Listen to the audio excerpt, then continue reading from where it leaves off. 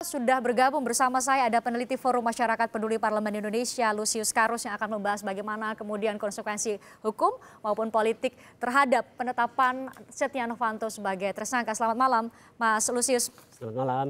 Mas Lusius, kalau secara hukum sih di Undang-Undang Nomor 17 Tahun 2014 tentang MPR, DPR, DPD bahwa seorang pimpinan DPR memang harus diberhentikan ketika ancaman hukumannya di atas 5 tahun. Itu clear?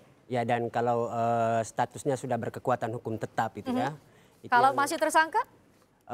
Belum ada aturan tegas di MD3 terkait dengan seorang yang berstatus tersangka. Tapi kan kita tidak hanya bersandar pada Undang-Undang MD3 itu semata gitu ya. Ada pertimbangan lain? Ada kode etik DPR yang melekat pada anggota DPR siapapun dia, termasuk ketua DPR saya kira. Dan kode etik itu rohnya itu bagaimana menjaga martabat DPR sebagai sebuah lembaga tinggi negara.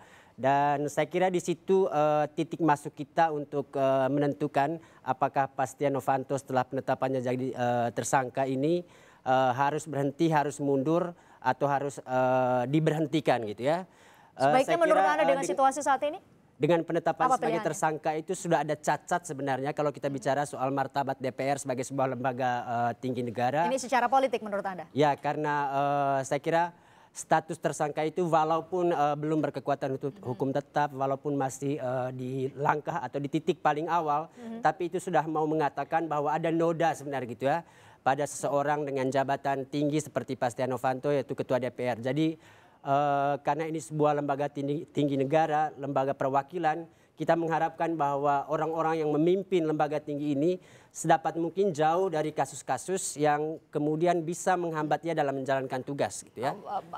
Mas Lusius akan tanyakan nanti kalau itu secara politik, namun bagaimanakah kemudian ketika dihadapkan dengan prosedur hukum atau setidak-tidaknya mekanisme untuk kemudian memberhentikan seseorang dalam hal ini sebagai ketua DPR akan seperti apa nanti?